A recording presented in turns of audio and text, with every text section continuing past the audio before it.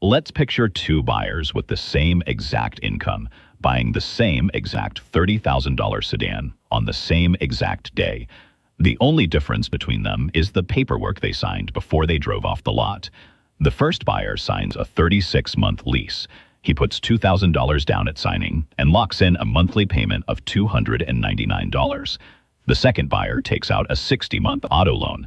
He puts $3,000 down, but his monthly payment sits at $522.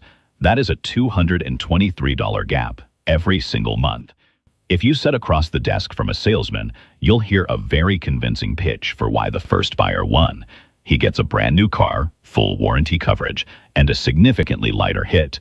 When you evaluate a vehicle acquisition entirely on a 30-day cash flow cycle, leasing feels like a financial victory. But focusing only on that monthly number obscures the actual math taking place beneath the surface.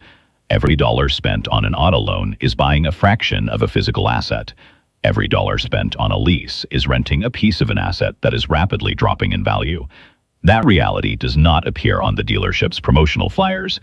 The entire sales process is designed to keep your attention pinned to the lowest possible monthly payment.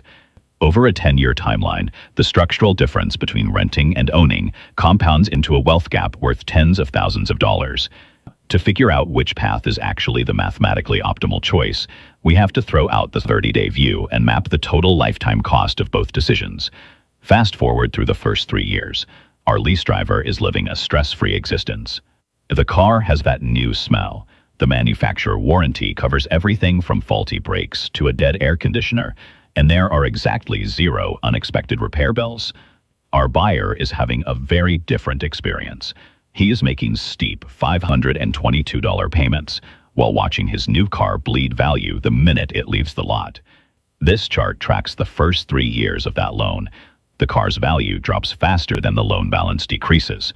This creates a negative equity gap where the buyer owes more than the vehicle is worth on the open market. This is called being underwater, and psychologically, it's a miserable place to be. Calculate the total out-of-pocket spend by the end of year 3. Factoring in the down payments and the monthly rates, the leaser has spent nearly $10,000 less than the buyer.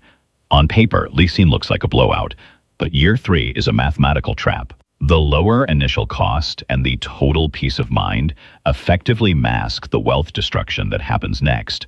At 36 months, the lease expires. The driver has to hand the keys back, walk into the dealership, and sign a brand new lease. Another $2,000 down, another 36 months of payments. The odometer resets to 0, but the payment counter never stops. The buyer still has 24 frustrating months of high payments remaining. But unlike the lease, this contract has a definitive finish line circled on the calendar. Look at this cumulative spend chart extending out to year 6. At exactly month 60, the buyer makes their final payment.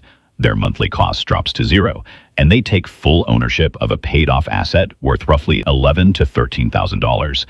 Meanwhile, by the end of year 6, the leaser has completed 2 full cycles.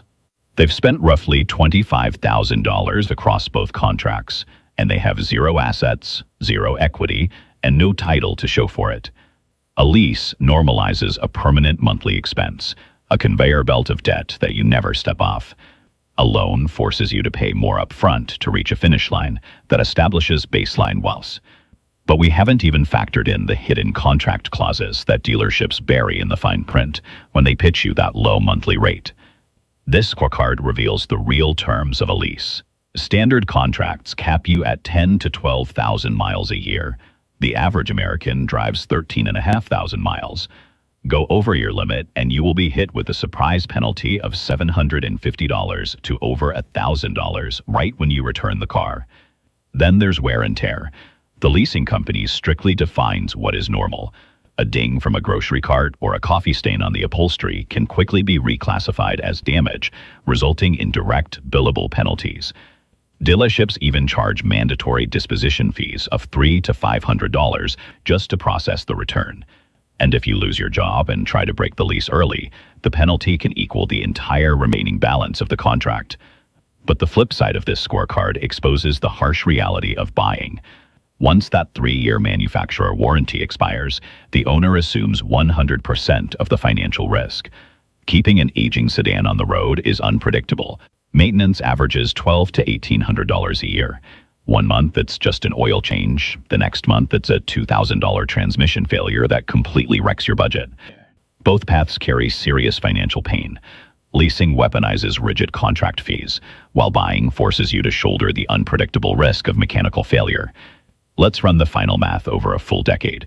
Factoring in multiple down payments, continuous monthly cycles, mileage overages, and hidden return fees, a habitual leaser will spend between $45,000 and $52,000. At year 10, they own absolutely nothing. The buyer pays off their loan and then absorbs years of out-of-warranty maintenance and repairs. Their total 10-year out-of-pocket spend lands between $44,000 and $48,000. This 10-year comparative chart shows the net outcome. The buyer spent slightly less overall, but they still hold the keys to a fully paid-for asset worth $4,000 to $6,000.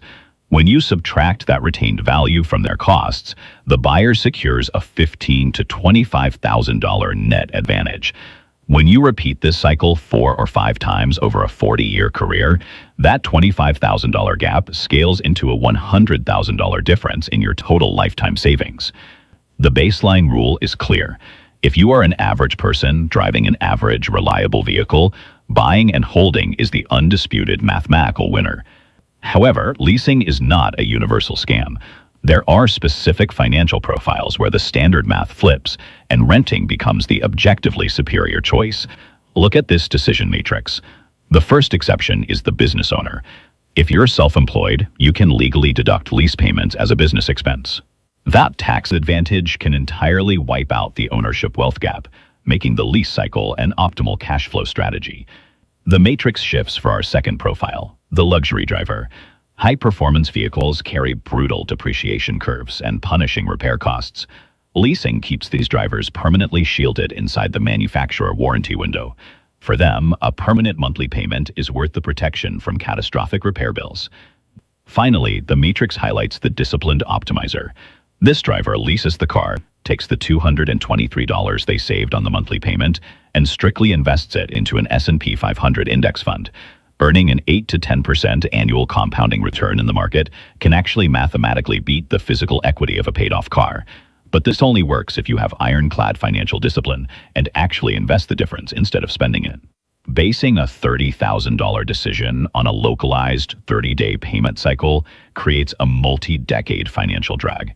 Figure out your specific profile, map it against the 10-year timeline, and calculate the lifetime cost. That is the only number that matters. If this video helped you see money differently, subscribe to Shreyakpanda Finance, because here, we don't just talk about money, we help you build it. And remember, real wealth is quiet. You don't need to show it, you need to grow it.